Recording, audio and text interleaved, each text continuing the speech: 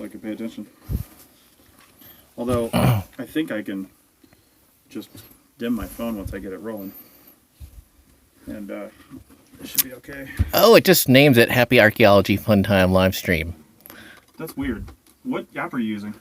Oh god, what is this called? Restream? Live stream? It's hard for me to check with it, you know. Why don't you just use YouTube? If that's where you're going.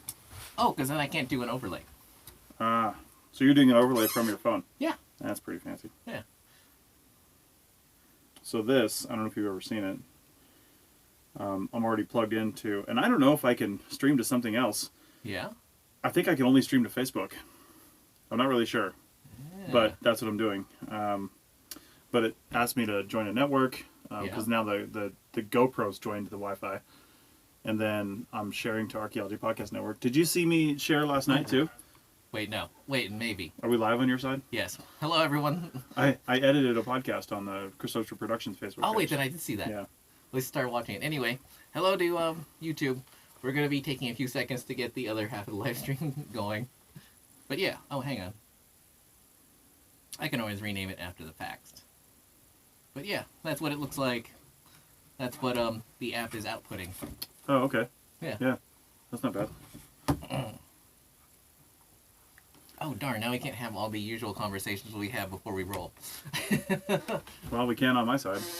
Oh, yeah, you're right, because we're not... Yeah. I need to find out what episode number this is. Oh, I want to say 76. For the APN. Let's find out. Sweet. Had up to 9 people one time watching the stream, even though I hadn't shared it out till the middle of the last segment. Oh, really? Oh, Yeah. well, it just came on, like, for me, at least. But for most people, it will if you like the page. But there's still a lot of people that haven't liked the page yet. Mm. So I like to share it out and get some new watchers. Got 2 new subscribers to my YouTube channel. Now I have 4. I've never really seeked these subscribers on that page before. It's just been random video. Oh my god, that's like me. I haven't really advertised it anywhere yet. Yeah. But we're gonna get there. You're right, it is 76. Let's see. Oh, come on, man. Oh, that's why. Ooh. This is like really good video right now. Alright, I'm ready to go. Oh yeah, so am I. Well, you were already live. I know. I'm going to set up my mic for a little bit better. I can't forget to turn this on. I'll have you hit record. Okay. Actually, if you could push the record button right now, and then I'll have you hit the play button when we're ready. And then it's arm. Yeah, well, not yet. Oh, whoops. Yeah, so hit record again. Yeah. To actually make it record, which I don't want you to right now, you hit the play pause button. Oh, that's different. It is different. Because on my handheld Zoom, you just hit record twice. Right. I assume most Zooms work like that. Yeah, my H4 is, but my H6 is not. Oh, must be something new they're doing. I don't know.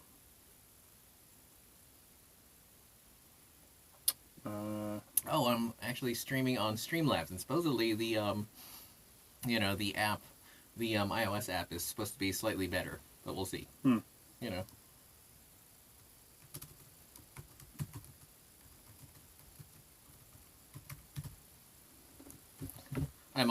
know. Shoot. Interesting. Huh.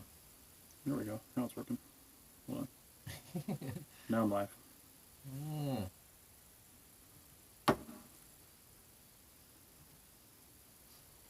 Oh, good. All right. I should probably look at the screen. Wow, this is interesting. This is cool. Oh, shoot. I forgot to silence my phone. I'm going to shut that door, too. Shoot. Yeah. Well, hopefully... It ended up going into super wide anyway. Really? Bastards. Hey, everybody, from the Archaeology Podcast Network and on Happy Archaeology Fun Time. This is Chris Webster with Richie Cruz, and if you're following on the APN, we were just live with the first ever live recording of the CRM Archaeology Podcast. Yeah, something I thought you should have been doing for years. I know. Technically, we did a live recording before. That was at the SAAs a couple years ago, where like 3 people showed up. I think you might have been one of them. Oh. Were you there for that? I think so. Yeah. Nobody showed up. Really? It was like a symposium. I didn't know how to advertise it.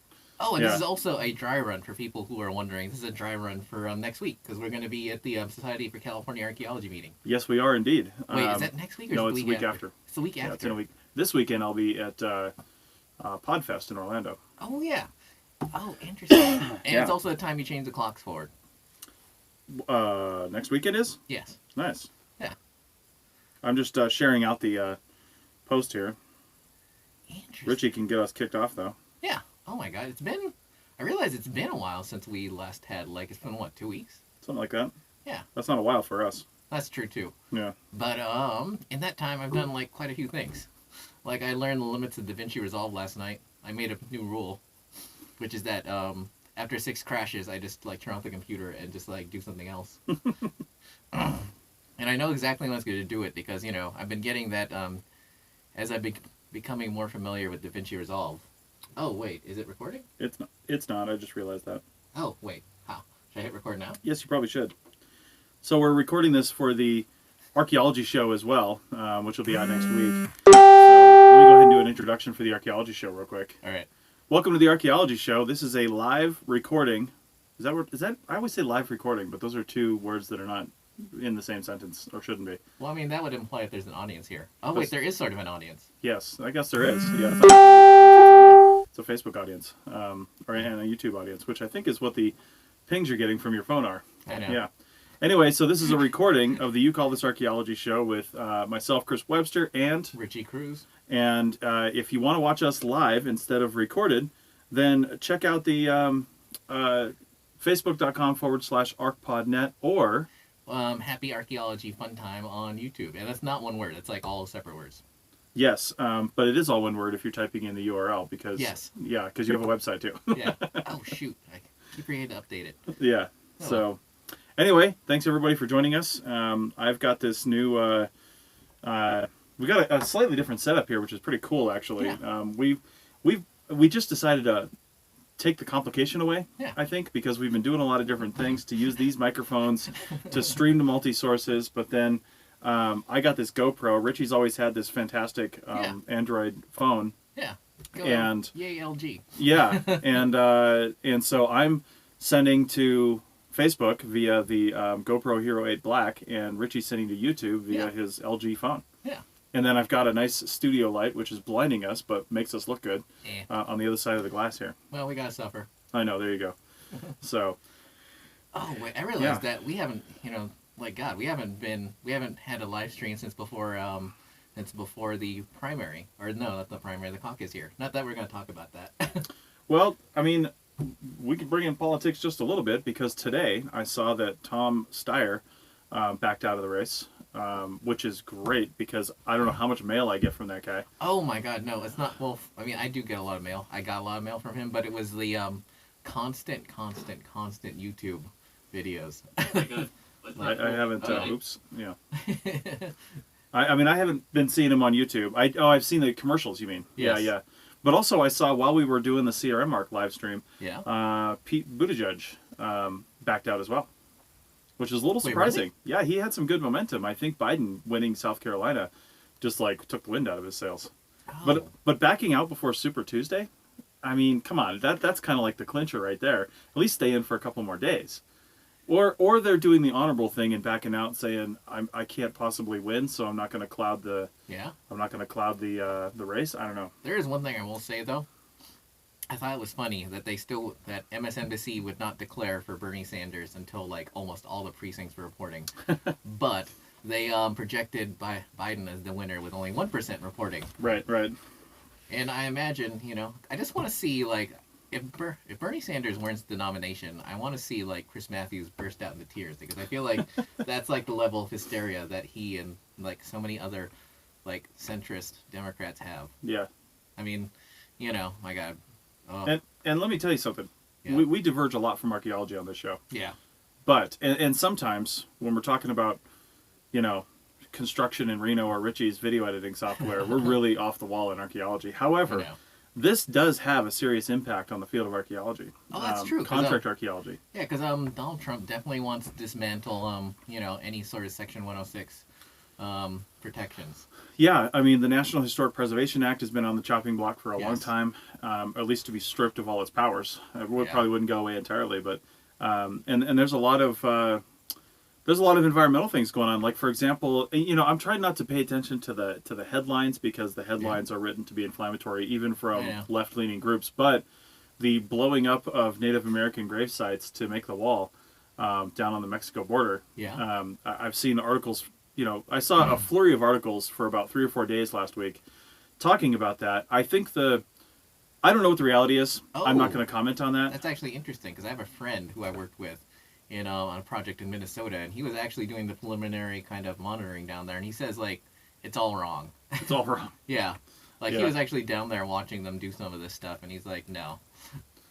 Well, I mean, here's the thing. I mean, it's interesting that you say that, because when you're doing archaeology and you've got construction companies and things like that out there, I mean, sure, Donald Trump might be able to say, I want this thing to happen. However, there are a whole lot of other people in the chain of command for this whole thing, right? True. And when you're out there doing a project, I mean, a lot of people are not in direct communication with the President of the United States.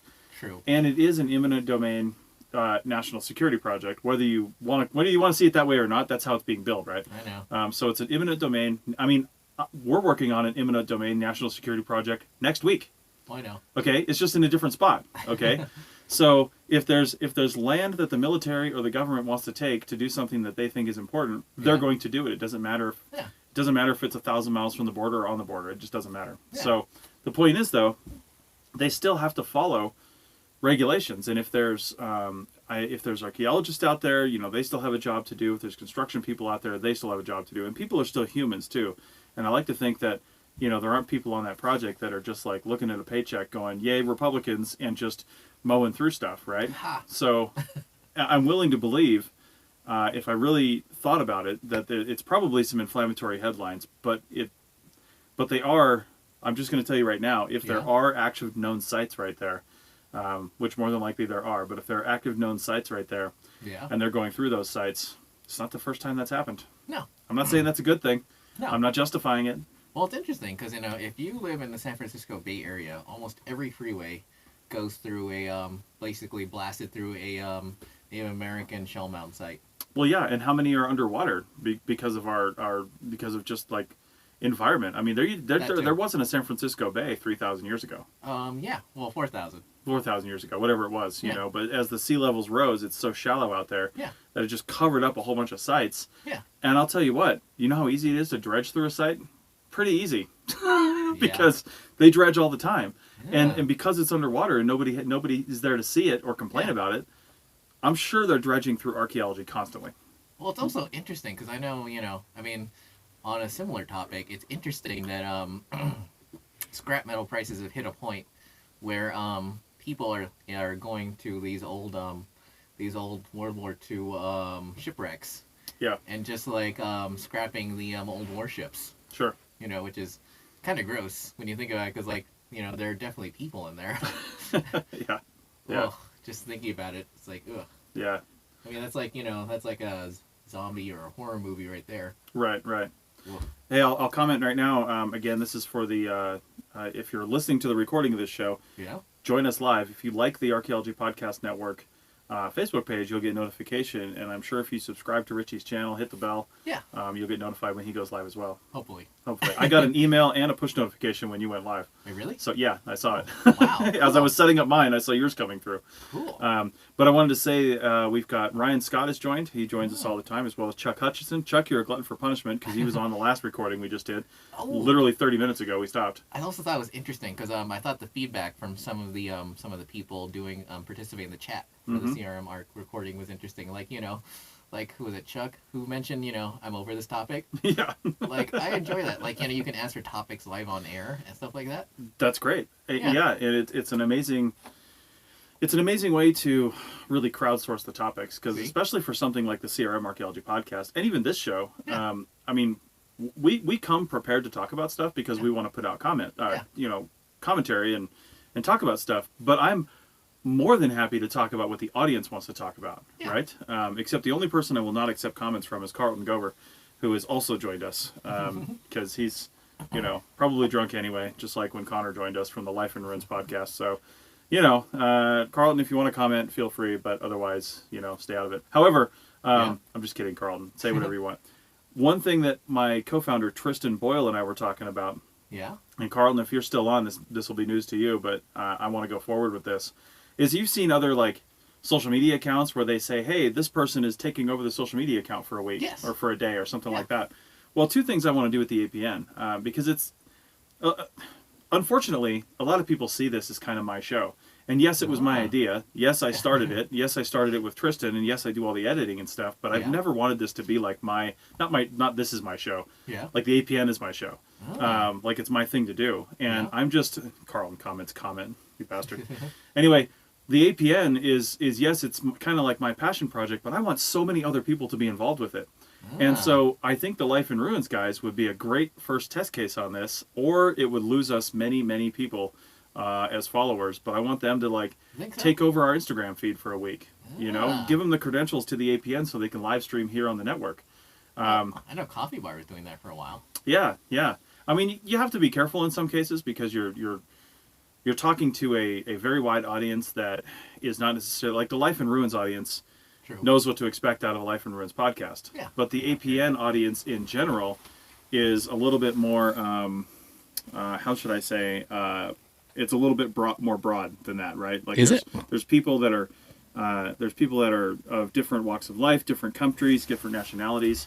And honestly, there's concerns about Facebook as well. Like you can get banned from Facebook for broadcasting certain things, just like you can for YouTube. Oh yeah. If you break the community guidelines, you have to be careful about that kind of stuff. One of my favorite YouTubers. Oh darn, now it's too over. But one of my favorite YouTubers, he basically called an end to his show, or at least one of his favorites, one of his highest rated shows. Yeah. Where it's like a little talk show he does on Fridays. Right. He's actually I found him because he repairs guitar amps, and I like old tech and stuff. And that used to be his main thrust of his channel, and then he started doing music industry stuff. Okay. And apparently YouTube does not like his videos anymore because of that. All right then. Yeah. Yeah. Which that's weird. Yeah, which he thought was really weird too. And I was also surprised. Wow, I was surprised how much he doesn't get as many views as some other people I watch, but he actually got a surprising amount of money from each video. Right.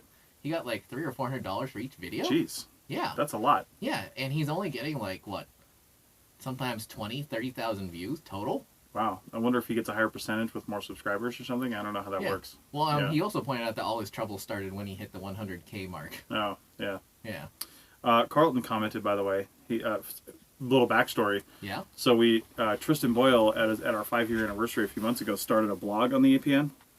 On the APN website, so arcpodnet.com. I don't know what it is. Maybe it's /blog if you did it right. Anyway, so he asked, oh my God, here it goes. David and Connor just joined simultaneously. So they're probably in the same bedroom together watching this on a laptop, sitting on a pillow in between them. Anyway, so they, anyway, Tristan asked if other people would want to do guest blog posts. Yeah. On the APN blog, for the other hosts, right? Yeah, I've seen that on Slack. Yeah, so actually the Life in Ruins guys, I think they were the first ones to submit one. They just submitted it last night. I'm not even sure Tristan's seen it yet. And now Carlton's like, first you want blog posts, now you want us to run your social media campaign? There better be a yacht trip involved. Carlton, I promise we'll double your salary. Oh, I was going to say, you have a boat. I have a boat. I have a yacht. I mean, if you make it to San Francisco or Lake Tahoe this summer, there's 100% a boat trip involved. See? So there you go. Wait, are you ready to talk about that podcast you were thinking of with the boat? Not until we do it. I don't want to commit to something that I'm possibly not going to do. Oh, interesting. Yeah, but I will tell you that the way business expenses work, you have to use stuff for your business expenses. Although I'm probably going to be selling the boat this summer because I've got kind of a line on how to do that. Because we want to get more mobile, and the boat's not very conducive to that. Yeah. That boat, anyway. Yeah. And but anyway, other podcasts and other YouTube-like things, like if you're watching this on the live stream, it's March 1st. If you're listening to this on the You Call Us Archaeology show recording, again, March 1st. Yeah. And it was... we just dropped, my wife and I we're starting we're using an old YouTube channel that I've had that has very little things on it, and I've cleaned it up a bit. And you renamed it. And we renamed it because I've watched a lot of videos on.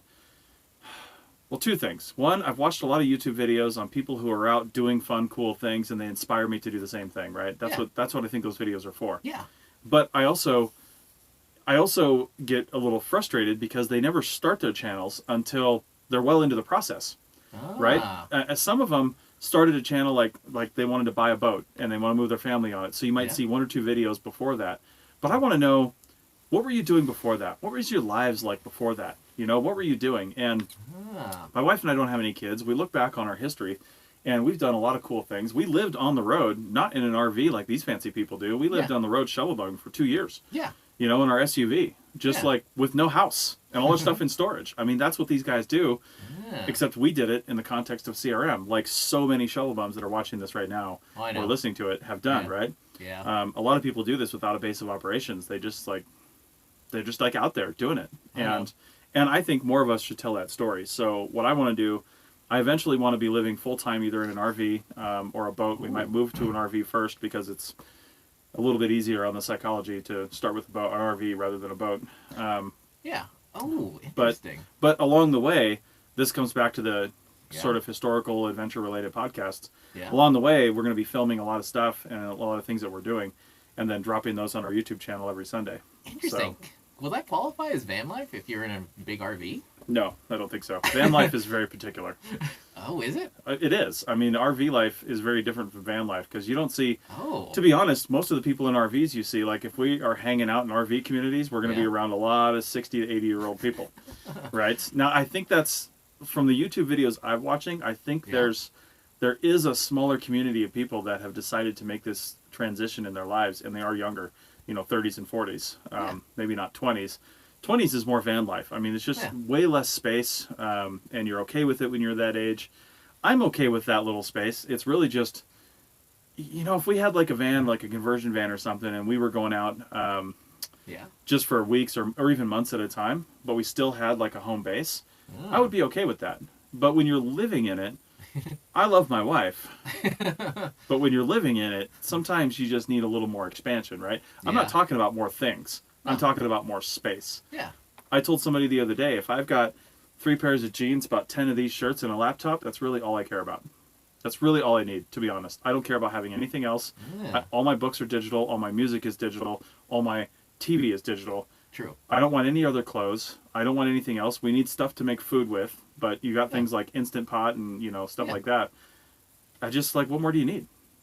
I just want to travel around with very few things. So going back to this channel, the whole point of this is, and when my wife gets back, she had to take kind of a last minute trip to North Carolina, but so she's there now. But business? No, her sister. Sister's right. birthday actually. Actually, her sister's trip to Milan for her birthday got canceled because she's pregnant and they have viruses over there. So they all went out to South Carolina. That's a good thing. It's a good thing. Yeah, she went out because her sister's birthday was the 29th. So it was her 8th birthday. We can talk about my trip to San Francisco because it was also something similar. Nice. Yeah. But anyway, so when she gets back, we're actually going to map out, because we have a vague idea of this because we've done it before, but we haven't done it in a while. But we're going to see what is our current debt and what is our current monthly expenses if we're making minimum payments, right? Just to get a baseline. So what is a baseline? We have to make this much money to live every month right now. Yeah. And what I want to do is I want to say, okay, so what I want is we have to make this much money to live every month, right? Yeah. And to do that, we have to pay down the debt. Yeah. And I'm in a position right now with this current job I have and some other stuff I'm doing. Yeah. This is why I took this project in the next 2 weeks. I don't have time to do this archaeology project, but it's a good payday for 2 weeks worth of work. Yeah. So it's just why not do this? Because I'm going to take all of that, drop it on this loan I had for the last project I did for these guys, and pay that thing off, right? Yeah. So if I can, because if you look at it, right now, if I just had to pull a number out of my, out of my ass, we probably need about $3,000 to $4,000 a month to pay our bills. Yeah. When you factor in food and stuff like that. And that's 2 of us, and that's me running a business as well. I've got some business debt I got to worry about. But I want to get that down to $1,500. You know, 1,500 to 2,000. Well, then the money you need to make every month becomes way less. Oh, I know. Well, it's like when I was working at the bookstore. I definitely learned to live on a lot less. And then last year I was out monitoring, and I learned to live a lot more. Well, listen to the CRM Archaeology podcast, because we talked about that in the first segment. Is field techs living that cycle of you know, poverty and riches, right? Yeah. I mean, we've all done it. Yeah. You know, we've all been on those projects where it's like, man, I can upgrade all my equipment, buy whatever I want right now. I know. And I'm okay with that from an upgrade and almost from a things standpoint. Like if you're going to buy a new computer, that's the kind of thing you use all the time. Yeah, if you're buying a new car or repairing your car, you know, those are the kinds of things you do. But it's the people that buy stuff that's well beyond their means to support when that lucrative project goes away. Yeah. It's the people that go and say, oh, well, shoot, I've got a winter project, or I'm working for this company in the lab over the winter. I may as well get an apartment. What comes along with an apartment? A whole bunch of furniture. Oh, my God. I'm not going to say the company, but it was years and years ago. You know, this person was saying that they were thinking about buying a house because they've been saving. Yeah. And they're like, you know, are you sure I'm going to have, like, you know, there's going to be lab work over the winter? And they said, oh, hell yeah, there's going to be lots of lab work over the winter. Yeah. And then as soon as she signs, like a week later, it's like, oh, sorry, there's not enough work. Yeah. It's like, you know, my God, that's like the thing. Like, why can't companies just be more honest? I know. I feel like they'd get a lot more respect if they were more honest. Yeah. All right. Let's take a break real quick for the recorded audience for the Archaeology show, and we'll be back to continue this discussion. And for the live audience, and if you want to join us, facebook.com/archpodnet, and also YouTube. At Happy Archaeology Fun Time. There you go. Back in a second. All right.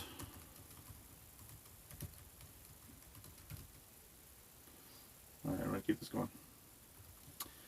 And we are back for the Archaeology show. I don't know what episode number this is because we're recording it live. I don't know when this is going out.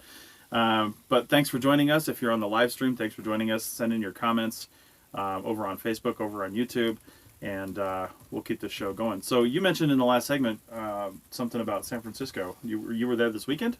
Last weekend. Last weekend? Yeah. My sister suddenly, unexpectedly, was gonna show up in the Bay Area, and you know, it's like we're both. Well, I mean, I'm not so busy. I mean, I'm editing, but like, you know, when I'm doing that, I'm like face down.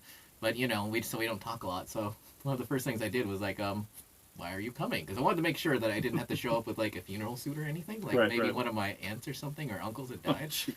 Because you know, like I'm not that much in contact with, you know. Not that I don't love them, but you know, it's like you just don't live there. Yeah, but it turns out one of my nephews, he got a scholarship to he got a scholarship to a university in New Zealand, and he's about to wrap up like his last year. So he's nice. Flying through San Francisco, and you know, he bought a ticket for his mom to like, you know, also join him. That's cool. Yeah. So, and one of the things I will say is that, you know, if you just pay attention to YouTube or Facebook comments or like comments on like the New York Times, San Francisco is like supposed to be hell, like the worst place on earth. Right. And California is the worst place on earth. I went there. It was just the same as when I was growing up or when I left. It was just like completely normal, except for the fact that there's like parking spaces now. That's like the one thing I will admit. Because there's more parking now? No, it's because people are using Uber to get around. They just park their car at a central spot and either use Uber, or there's so many electric bicycles, right, and so many scooters, and like I don't know where this hysteria over like lime trash and stuff came up, but it's just like, you know, people just like, you know, park their bikes just like they would park like a bike, you know, that they owned, like you know, there's like I'm not sure if you've seen them, but certain Lime bikes, or is it Lyft? Yes, Lyft bikes. They come with an integrated lock, and you just lock them to something. That way someone can't, like, you know, steal it. That way you can stay signed into that bike, and you can, like, leave. Nice. And then you just return it to the central docking station at the end of the day. Yeah. You know, and so, like, you know, this whole idea of lime trash and, you know, all these bikes everywhere, it's just, like, I feel like it's hysteria. Just like the way San Francisco is supposed to be hell is, like, hysteria. It was, like, just as nice and charming as normal. Yeah, I mean, we've got to do all kinds of things we can, and this leads me, it just made me think about climate change and stuff like that. You know, and you look in the archaeological record, and yes, climate change has happened throughout time, but it's definitely. But it's an undeniable fact that it's increased in the last century. Yes. And you can point to the reasons why. I mean, it's just science, right? The data's there to support that. And there have been times in the past too where a significant event has increased the speed and rate of climate change, but it's usually something massively destructive, like a meteor strike or lots of volcanoes spewing stuff into the air, Yeah. Will increase global warming and climate change. And things like this, it just makes you think about it because God, I totally got derailed by Carlton as usual. He's saying that the Life in Ruins people are not on the APNFB banner. It's about time you noticed that. It's been almost a year because I'm the one that does it. I do everything for this network, and I just haven't gotten around to getting you guys' pictures and adding them to the banner. I need to do that. Send me your pictures in Slack, black and white and square if you can. Anyway, so yours is on there. Yeah, I know. Yeah. So anyway, looking at like Lime bikes and lift bikes or whatever those things are, and e-bikes in general, there are people that complain about stuff like that, but I really don't understand it because you're right. Here. You're right. If you craft a city like cities in Denmark and Holland and even Germany, places like that, if you craft a city around biking and making that making that culture, it really will lead to fewer cars on the road. Yeah. Which is a great thing. Like I was shocked. Yeah. Completely shocked. Like I was able to find parking every place I went easily. And that's a big statement for the Bay Area. Yeah, especially San Francisco. Like I was shocked, and like at spaces where you didn't need to pay. There's like regular street parking. Those are normally like gold, or at least they were before I left. Yeah, yeah. And now it's just like amazing. Yeah, yeah. Like I was totally shocked. Yeah, it is crazy. It is crazy. And it's a good thing to know. It's a good thing to know. Yeah, because I've driven up through that area quite a few times, and man. Sometimes it's good, sometimes it's not. Oh, it's also interesting at the SCA venue in Riverside. God, I forgot the last time I passed through there. Oh, God. Like, it was like at least 2 years ago, maybe? Mm-hmm. Or whatever. They also had the scooters and the bikes everywhere there. So, that's going to be a fun way to get around town. Nice. Yeah, and they're all right next to the convention center. Like, there's actually like a docking station, I think, for some bike service right next to the convention venue. Well, and I'll probably be bringing my bike, too. Oh, really? Yeah, because my wife and I are going down for this is the Society of California Archaeology Conference that starts on the 12th, I think, of March. Yeah, basically 2 Thursdays from now. Yeah, and but we're going, as you are, we're rolling straight from that into another project for 10 days. Yeah. And we're going to be in a situation where I'd rather just ride my bike. So, like around town and stuff like that. Yeah. But speaking of where we're going to be, we had already talked about this. Well, we're going to be in Ridgecrest, California. Yeah. And there's a lot of cool things around there. I already put on my video list of videos I want to make. Yeah. Randsburg, which is the place we couldn't think about the other day when we were talking about it. The old, I want to call it a ghost town. It's an old mining town, but there's actually people that live there. So there's that. Like, was it you and me who were on a survey team down there? Or was it me and someone else? No, I was with you because I was telling somebody else just about this. Because do you remember... Johannesburg is the little town that's right there. Yeah, that's the one on the main freeway. On 395, yeah. I found $20 bills right by that store that says junk on the wall. Oh. Yeah. Because I was thinking about that time that we were like walking around there and some landowner came to us and said, "Oh yeah, we've been watching you guys for like a couple of days." Yeah. Yeah, I don't doubt that. But then also Trona. Oh. I want to go back out to Trona. I've never been to Trona, actually. You never went down? Oh, no. Man, Trona's great. Interesting. I wouldn't mind going there. Yeah, it's about 40 minutes from town, but... Although I hear it gives off the, maybe I shouldn't say this out loud, but it gives you the, I've heard that it gives off the Hills Have Eyes vibe. It's a little creepy. We shot some PCS videos out there. Oh. Yeah, it's a little creepy. I won't deny it. And it was it was in Star Trek, The Undiscovered Country, I think. I think it's Star Trek 5. I don't know if that's the right one, but it's the one with Spock's brother. Yeah, that's it. Yeah, and they go to the center of the universe, and when they make it through this like outer shell thing, and they get to this planet, and they're like cruising across the planet in a shuttlecraft, they land at Trona. Ah. Yeah. Oh wait, I think God, is that the Undiscovered Country? Because I think that's the 6th one. Oh, you know what? The Undiscovered. Well, we're really geeking out now. I know. The Undiscovered Country. I think that might be the one with the Klingons, where they try to destroy Starfleet as usual. Yeah. Anyway, back to archaeology.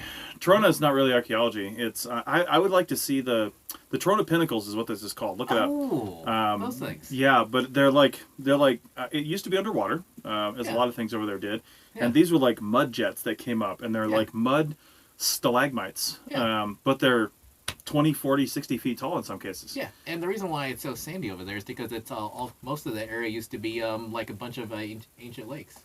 Yeah, so it was ancient lakes, but with like a hot spring underneath it, and it would cause this mud to bubble up, and then harden and solidify as it went up under the water. Kind of like Mono Lake. Kind of, but a different mineral, a mineral that just like hardened like concrete. That's why the Trona Pinnacles are still there. Ooh. Yeah, it's super cool. Which makes me think. I mean, they've been there for millennia, right? Yeah. And I don't remember when we went out to see that, because there are a couple little reader boards out there. It's not like a park or anything. I don't even know who owns it, but probably just BLM land. But I would imagine there's some spiritual and religious Native American significance there. It's either that or just gave them the willies and they never went there. But because it is a pretty creepy place, and there's no vegetation, there are probably no animals nearby. There's no current sources of water near it. Like, you would have to go there and like go there for a specific reason. And I don't remember seeing any petroglyphs or pictographs or anything like that at the pinnacles either. So was it the right side or sort of the rocks? Oh, it's like it's hard, but it's almost like a line, like you could just carve into it. Oh. Yeah. So well, because I noticed that if you you get super familiar with like rock art sites, they're always like on the same sort of volcanic rock. Yeah. Well, I think one of the reasons for that is that basalt will like cleave at a certain way, and it forms these walls. So they were in areas where you could like walk up to it, which was really easy. You see a lot of rock art like that here in the Great Basin, probably because of its, like I said, it's ease of access, to be honest, and it looks good. It's like if you're going to create something of religious or spiritual significance, you want people to see it. True. At least locally, and putting it up basically on a wall. It's early Facebook. That's what it is. Yeah. They're just writing on their wall. So. Although it is interesting, like I know that area, like the whole 395 corridor, there's like lots of rock art and lots of people with sawzalls. Yeah. Like I remember, God, it was years ago. I was gonna go help update a site, and we went to look for it, and it was gone. Like someone had just taken a sawzall and just disappeared. Yep. Which is always fun. So, anyway, what else do we have? I know there's a lot of cool things I want to do when we go down on that project, and going back to the YouTube channel, I'm not going to link to it here. That's not the right venue for it. Maybe I will later. But it's if you're friends with me on Facebook, I'll be posting about it, so you'll see it there. But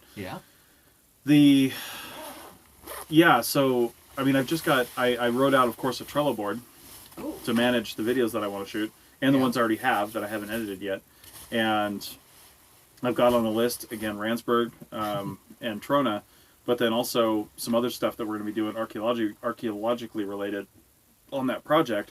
And then the day after we get back from that project, we're going to Cancun. Wow! And I've never been to Cancun. Really? Yeah, and I've never been to Mexico aside from walking across the border in El Centro to go to dinner. So I guess I've been to Mexico, but is it really Mexico? I guess it's Mexico, but and Cancun's not really Mexico either, for that matter. We're staying in a resort, for Christ's sake. It's going to be more foreign tourists. Aren't there a lot of sites near there? Yes, well that's the thing. So we're closer down. The resort we're staying at is down, I guess, south of Cancun is Playa del Carmen. Yeah. And I think I'm saying that right. And if you look at a map, we're like 3/4 of the way down the coast towards Playa del Carmen, so closer to there. Yeah. Which is super cool because Cancun is a little more touristy, and Playa del Carmen, while still touristy, is also a little more local. Oh. And I've just done some reading, and there's some farmers markets and some really cool stuff down there, just to get a little more local flair and a little more out of the touristy scene. But then you get up towards Cancun, and there's a lot of cool museums up there and a lot of cool sites up there. So we plan on not only shooting a lot of video, but also I'm hoping to do some podcast recording as well and talk to some of the museum curators and people like that. Yeah, have you contacted anyone? I haven't had any responses back. I don't know if that's because I don't speak Spanish, but I'm still working on it. Well, it's not like they're responding and I can't read it. I just don't know if they're reading mine or care. That's what I mean. Yeah. Like translate before you send? Oh, maybe. But I'm wary of doing that because it's not perfect. Oh, I know. And I don't want to say the wrong thing. It's also really difficult. Like I've looked at probably 4 or 5 different museums down in the Cancun area. Yeah. And finding something that's not just info at the museum, as the email address is really hard. Finding people's actual names. So I went over to LinkedIn Yeah. And I was searching like the museum names on LinkedIn to see if it showed up as somebody's like job title. Yeah. And I found a couple, and I sent them messages through LinkedIn, but I haven't had any responses back. So I'm trying everything I can. I might just have to walk in the front door with my recording equipment and say, "Hey, can I talk to the curator?" Wow. You know? So I have no problem doing that. They'll either say yes or no. If anybody's listening to this or knows anyone that works and lives down in the Cancun area as an archaeologist, I would love to talk to them. Ooh, or someone who's done work down there who might have like contacts still. Well, that's what I'm talking about. Yeah, if you know somebody because you worked in that area or you went to school with them or something like that, then seriously let me know because I'd love to get some great material for the APN audience. Yeah, especially for this show because that's probably where it would go. Well, it's interesting, to continue on with this topic, I also have I don't have a Trello board. I actually just have a giant spreadsheet. Yeah. The thing is that I've been, trying to do some preliminary research on all the stuff places I want to visit. Because I realized that, for my 4th week, because obviously I've got, scheduled out for, through December for, 2 weeks a month, but I want to increase to 4 weeks a month at some point, hopefully. We'll see if that happens. But I've been trying to do, there's certain places I want to visit, like Sand Mountain, outside of Fallon and stuff like that. And you try to do some preliminary research on these sites, and nothing. It's just a less than a paragraph worth of stuff. It's just man, I could that's one of the reasons why, and I want to do the series I want to do, which is namely going to these touristy sites and kind of bring an archaeologist eye to it. Yeah. Just because there isn't a lot of info on any of these places. Mm-hmm. The only thing I learned about Randsburg is that it was founded in 1895. There were 2 fires, and they pulled $60 million worth of gold out of there, but they don't say when. When they took the measure, I assume it was 1930s money. Well, and along those lines, I've noticed that a lot of the, pamphlets or reading material or display boards or whatever, probably written by, if not archaeologists, people in a museum setting, they got a museum studies thing, or maybe they work for the BLM. There are probably some archaeological, influence in writing it, but they do seem like they're written for a little bit too wide of an audience, which means you don't get a lot of information, right? It's just straight up information. So you're right. Reading these things and then discussing them on the show or on a recording from an archaeological context, I think would be real interesting. Plus, there's also stuff that we can spot that, or talk about, Sure. that people wouldn't necessarily notice. Well, because a lot of these places, they've got to point out the sexy stuff. They got to point out the head frames and point out the structures and stuff like that. But, walking around and point out, but look at all these, milk cans.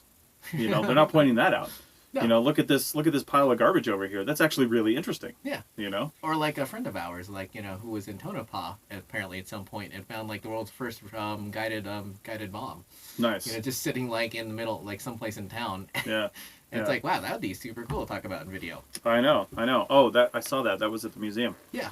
Yeah. So, yeah, I mean, it's stuff like that we have that unique perspective. I'll never forget when I learned. Somebody told me this because we found, was it near Tonopah? It might have been, but I was on a project and we were finding mining stuff, and it was this old mining claim. There wasn't a whole lot of it left, and but it was a relatively substantial operation in the day. Yeah. And in one of the trash piles, we were finding among other things, I'll never forget. This one sticks out in my head, but Ghirardelli chocolate tins, and again, I don't know what the source is for this information. Yeah. But what I was told was when you start finding stuff like Ghirardelli chocolate tins, because that wasn't something your average miner had out at the mine, it either meant that the town near them was becoming prosperous and stuff like that was becoming accessible, and usually at the same time they were becoming prosperous. The mine was producing a large amount of gold, the miners are getting paid more money, everybody's getting paid more money. So they have fancier things out there. You'll see that in the pottery, or the ceramics, I should say. Ooh. And also in the tins and the kind of food that they were eating. Yeah. The luxury items start to come in when the success starts to come in, and there's a direct correlation with that. Yeah. Oh, interesting. It's not like these days where you can see a single wide, crappy trailer full of mold and falling apart, and yet they've got an 85-inch TV and a sound system inside, and a dish on the roof. Oh my God.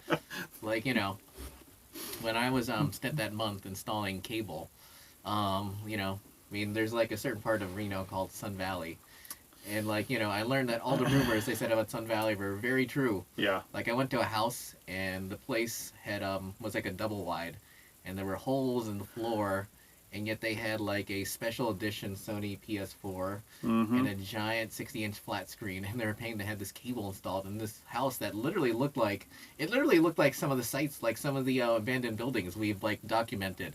Yeah. And the place was so gross and so disgusting that instead of like hanging out on like the furniture that was piled high with like clothes inside, they had all these cars in the front yard, and that was their living room. They were just like sitting in these cars, just like just playing on the internet with their phone and stuff. Oh my God. It was like, wow. Yeah. Yeah. That's something. So, I mean, now of course all those people in Sun Valley are gonna be super angry at me, but whatever. well, that's right. Probably don't have a lot of listeners from Sun Valley. You never know.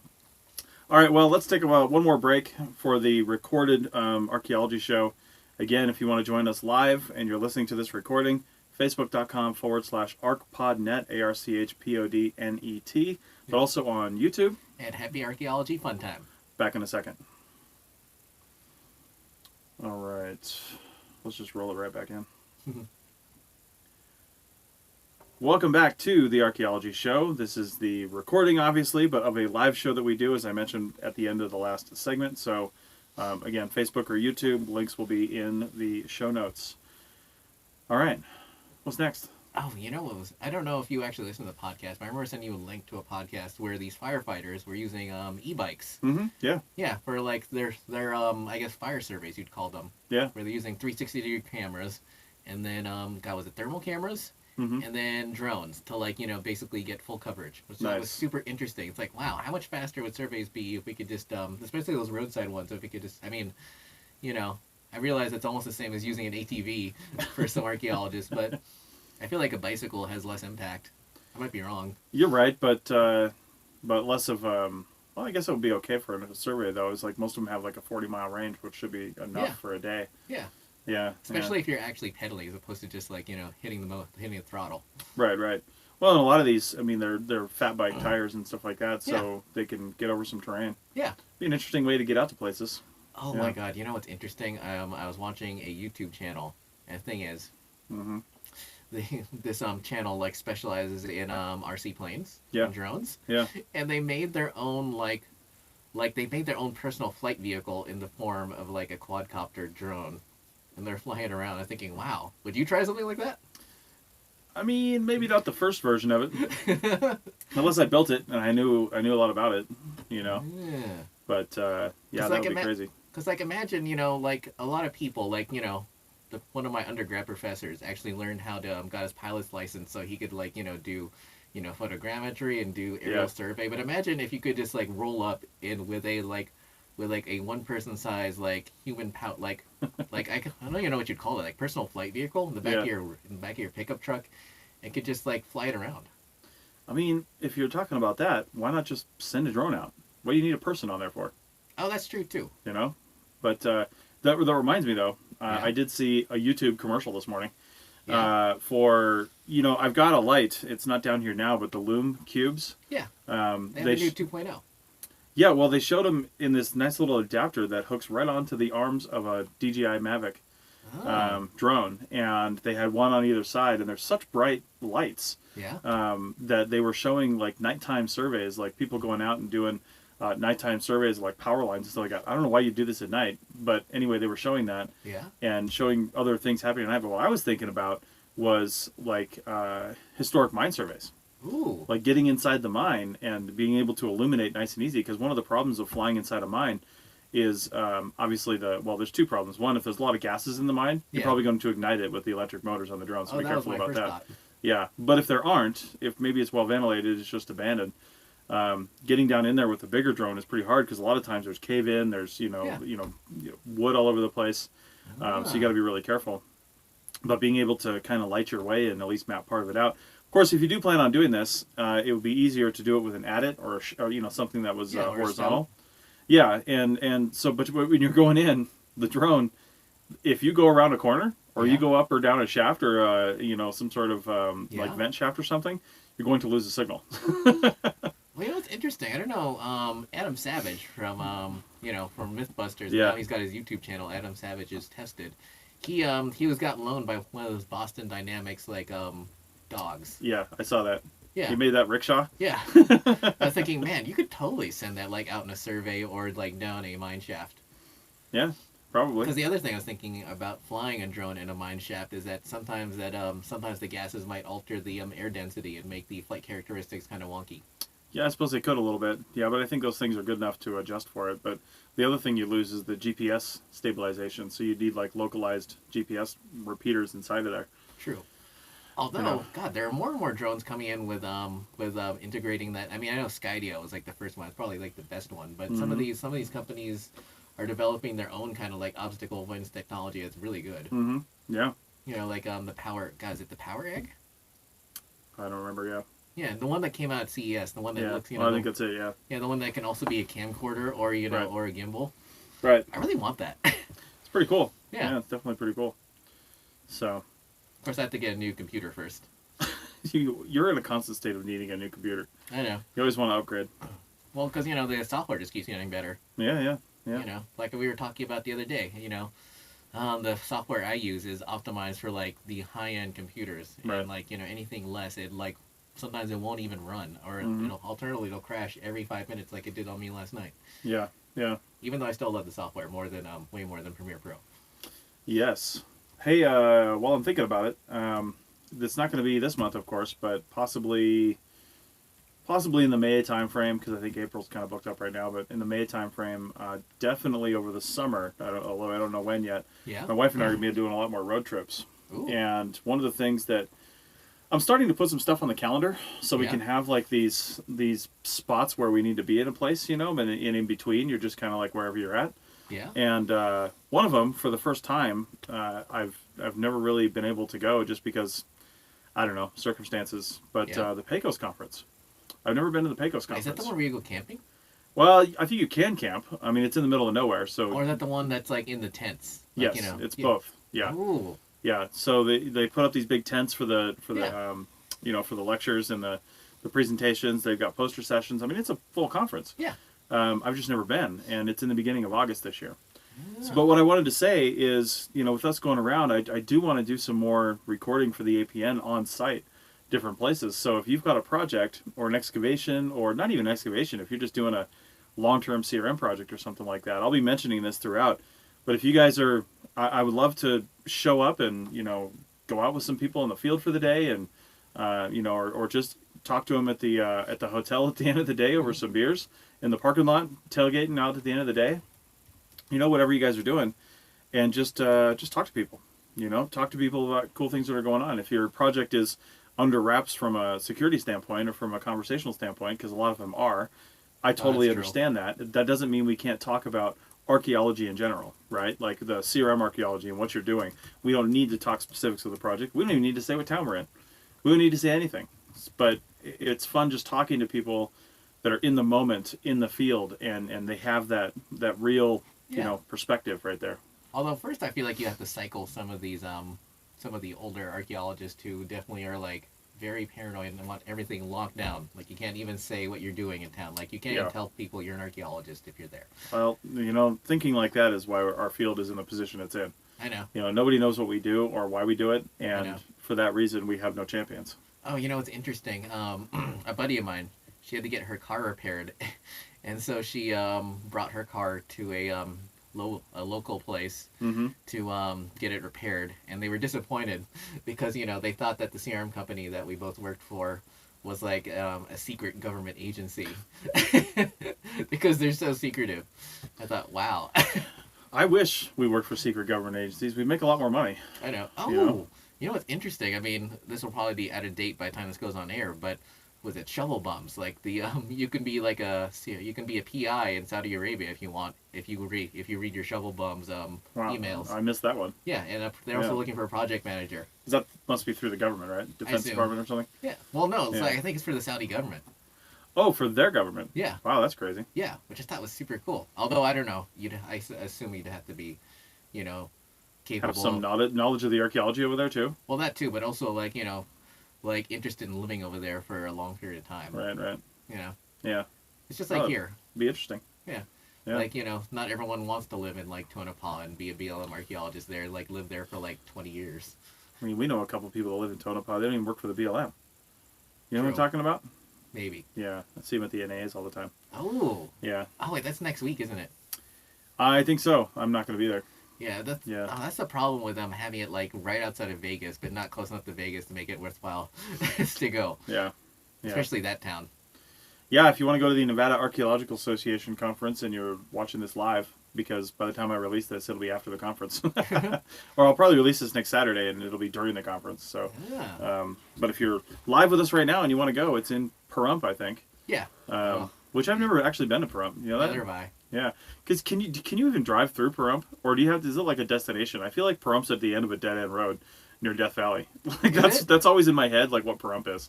Yeah. But I don't know. That's probably wrong. I'm sure you can drive through it, but I don't know where you're going. So. Oh, you know what's interesting? Yeah. I mean, I'm not. So, are you going to just be doing podcasting at the SCAs, or are you going to be doing some video recording? I'm hoping to do a little bit of both. Especially, it depends if the Wi-Fi is good. We might be doing some more Facebook Live stuff with the GoPro as well. Oh, because I have totally been saving up my data, so I should at least have we should be able to at least do a 15, 20-minute show. I don't know how much gigs this app sends out or uses. Well, like I said, this is a small conference, so there's all the possibility that they will have Wi-Fi. That's not half bad, and we can actually transmit with it. Yeah. So I'm also going to be recording a video going down there, too. Yeah. Yeah, I'm going to be trying to see what advice people have. Nice. Remember? Oh my God! God, you and I both know this guy. I think I think he's one of the moderators for was it Archaeo Field Techs? Yeah. He used to go around for random reasons asking people. God, what he used to ask at the SCA? He used to ask what's your field setup, or what's your favorite piece of field gear, something like that. I don't even know why he would ask people that. He would just ask people that. But I want to do something similar, except on video. Nice. Except I'm going to be asking them for conference advice.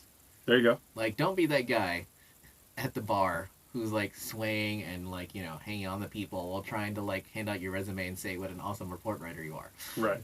Right. Because that does not make the best impression. More importantly, that's not why you're at the bar. You're not at the bar to solicit people's resumes or try to give them job leads. That's not the way you network. No, it's interesting you're bringing that up, because I was talking about this the other day with somebody. It's people get networking wrong all the time. Oh, all the time. I'm in networking things here in Reno that aren't archaeology related, and they're still doing it the wrong way. Really? I go to this one thing every week. It's called Brewing Up Business Reno. We're at a different pub, and you do get a handful of people in there that are just very forward with their, this is what I do, and this is how I can help you, right? Yeah. There is a time and a place for that during that hour. At the very beginning when you introduce yourself, it's really just 10 seconds of, hi, I'm Chris Webster, and this is what I do. You're not handing out business cards. But at the end, when after the discussion's over, yeah, sure. If somebody says, hey, can I get your card? I want to talk to you about some stuff later on. Yeah, no problem. Yeah. This is not the venue for making a deal, though. No. This is the venue for making contacts and more importantly than that, making friendships. Yeah. Friendships are what breed real networking, know, and that's what, man, this is such a hot topic because we talked about this for 40 minutes on the Sierra Mark podcast just an hour ago. Well, the thing is, it's I had a buddy, and I had submitted a resume to a company that's on the other side of the mountain. Yeah. And they were like, we got a whole, we've got a long-term monitoring gig if you want it right now, and we've also got a lot of stuff coming over the field season. I'm like, I will skip the monitoring since I just did that for the past year. But then I passed on the lead to someone else at random. Yeah. A friend, because she is it she that's up her wheelhouse. That's up her alley. That's something that she can do. And hopefully they gave her the job, but you never know. But the thing is, she wasn't always pestering me about job leads or trying to give me her resume or anything or give me her card. It's just because she's a buddy. Yeah. Absolutely. By the way, before we'll get back to that topic in a sec, but someone actually came up with a good idea. Automated screening drone with built-in strata for 32nd of an inch screens, or basically a screening drone. I mean, they have auto screening machines right now. I know, Grizzlies. Yeah, but nothing you can bring out in the field with you. I know, yet. Yeah, because if you're talking about a screening drone, you also need a shoveling drone. Well, I guess that's true too. Right? Yeah, that would be hard to do. Oh, I think. Alternatively, that does make me think of the little Power Wheel-sized little excavators that you see sometimes kids play with. It makes me think of a larger issue though, because I keep saying, I also can't remember a podcast where I didn't mention the word drone like in the past year. But anyway, Yeah. I've always said that drone survey, and when I say drone survey, like initial drone survey for pedestrian survey, not like shovel testing survey, but initial drone survey is not that hard. There's people doing it, right? Yeah. We interviewed somebody on the the Archaeotech podcast, who they basically create 3D photogrammetric models from drone survey. I think it's over somewhere in Italy or something like that. Oh, I was listening to that one. Yeah, most of it. Yeah, and then they created an algorithm basically to have the computer system identify pottery, because that's the thing that they find out there. Yeah. And they were able to run that algorithm, this machine learning algorithm, over the overlay, and then find stuff, right? Yeah. That's basically drone survey. Drone's not looking like live. I mean, you're taking the images, you're doing something with them, and then you're looking to see what you can find. Yeah. Without going in the field. And sometimes it's just a safety thing, right? But I'm always like, right tool for the right job, and I've never really thought about taking a drone to the next level, because my thought, like this project we're going to do in a couple weeks, Yeah. you could easily survey an entire area in 2 days with a drone. Yeah. Right? But we're going to take 10 days to do it. But you could easily do it in 2 or 3 days with a drone, and then I'd spend another day or two with a larger group of people, maybe even like 40 people, like crowdsourcing it online and saying, hey, look over these, here's what you're looking for, identify the places where there could be archaeological sites. And then we go out to the coordinates for the previously recorded sites, and we go out to the coordinates for the things people thought were sites that you could tell from the drone survey. And I've always thought that that's where the human element comes in, and I've never really thought about, because we don't want to think about automating that part. Right now we're only thinking ahead to, we're going to get the initial survey done because it can be done quicker and more efficiently and safer by machine, but then bring in the archaeologists when you go to the excavation phase. But now I'm thinking, well, what would be the advantage? Let's think 50, 100 years into the future. What would be the advantage of basically having machines do the excavation phase as well, or at least more likely better subsurface imaging? Ooh. So you don't have to excavate at all, because obviously we'd like to be non-destructive. Of course. Unless we're pulling stuff out for a reason. Yeah. But so what would be the advantage to having machines there? And I think the only reason we would end up going that route is thinking way into the future, when people basically have fewer jobs. Like there's fewer people that actually work, and therefore fewer people that are actually gaining those skill sets, and we might be going back to archaeologists that basically have a theoretical knowledge and not a field knowledge, and they're just analyzing the data from the mechanical excavations. Oh my God, or science fiction, but whatever. I was also thinking, my God, one of the reasons why I was thinking about the Nevada caucus is because in Iowa there was like a special app they developed. Yes. Yeah, that famously failed. Yes, and they were going to use the same app here in Nevada. Yeah. But they didn't. Instead, they used an off-the-shelf Google app. And Google did not make any concessions or special changes for them. They just had some people in Vegas to answer questions and stuff like that. Mm-hmm. The thing is, it made me think that you were talking about with companies these days obsessing over developing their own form-taking apps for the field. And it's just do you think there's gonna be a moment where a majority of these companies just realize that basically had their Iowa moment and come to something standardized? I don't know, man. I'd like to think so. I mean, in a good way. Yeah. I'd like to think that standardization in this field, as far as form. Here's the problem: we don't even have standardized forms yet. Oh, I know. The closest that I've ever seen to standardized forms is the BLM IMAX forms. Yeah. Right. And that's here in Nevada.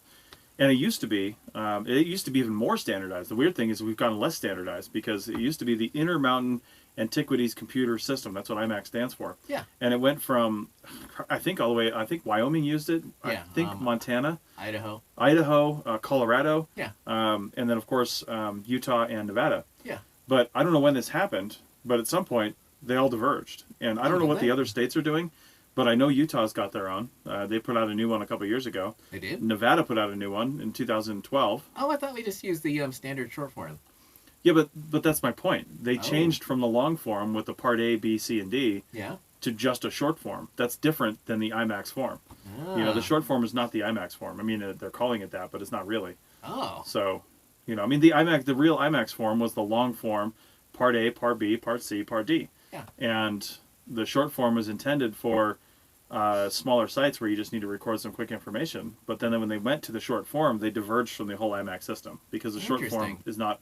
You put all the information on the short form, but the thing I didn't like about it, where digital archaeology comes in and helps, is the short form requires you to actually know some things about site recording. But let's be honest, a lot of people out there don't probably have a lot of site recording experience. I mean, that's just a fact of CRM archaeology. There's a high turnover. True. So when you're not prompted for all the different pieces of information and you're expected to just know it and write it down in a paragraph, that becomes a lot more difficult. And that's why when I've written up forms for myself and for WildNote, for, say, Nevada IMAX forms, I mean, there's other prompts in there, but it still produces the short form. Yeah. You know, but there's other prompts in there so that you're not missing something. I've always said that I don't care what state you're working, if you have a site form, it's not a site form, it's a checklist.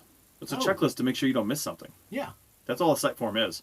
And the California DPR forms, as annoyingly long as they are, they're probably some of the most detailed archaeological checklists that I've ever seen. They definitely are. You know, I mean, and that's really all it is. In the field, when you get back in the office, you can do your analysis, move things around, but in the field, it's a checklist so you don't miss stuff.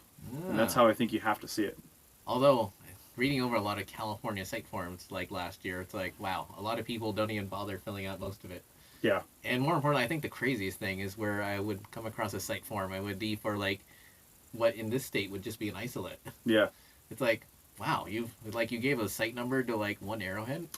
Well, in a lot of areas, like the primary form, which is the first one, it's used for isolates. Which is crazy to me. It's because they don't have another way to record isolates in a lot of the information center regions. They don't have a special like isolate category. I kind of actually agree with it. Really? Like if you're just going to put down minimal information, if you turn in that primary form, it's a piece of paper that says this thing is here. They assign a number to it, and it can go in a database. You know, if they had what surprises me is they have like 13 forms. Why isn't one of them an isolate form? Oh, see? Like that's why they just use the primary record. Yeah, like they even have like a linear feature form. They have rock art forms. Yeah. Interesting, because I know in this state, like you just like fill it as a spreadsheet, right? There's no standard. Oh, there's not? You just turn them in. Oh. Yeah, like you said, it's usually on a spreadsheet. Yeah. Yeah, I mean, I have an isolate form in WildNote for Nevada that people can use, but it's all the basic information about an isolate. So. Really, I did not know that. Yeah, but there's no standard for turning in isolates. I mean, obviously you need coordinates, a description, a photograph if necessary. You know, if it's a rare or some sort of feature or artifact. But yeah, and that's the other thing is isolated features. Yeah. You can have isolated features in Nevada, when in a lot of places a feature is inherently a site. Oh, that's true. Because, like, I mean, how many prospect pits are there in this state? I know people still get it wrong, though, because if there's a prospect pit with, like, a can or a piece of glass... Oh, that's a site. That's a site. Yeah. Yeah, but people are like, well, it's associated with a prospect pit. Yeah, it doesn't matter. No. That's a site. Yeah, I mean, it's two things. Yeah, and if you get... what happens if you get 10,000 of those in a small area? Now you've got a district. Oh, that's true. Yes. Now they are all features. Oh, God. I forgot. Yeah. Where was it? Where is it? God, was it Battle Mountain where we were recording that, on that big project out there?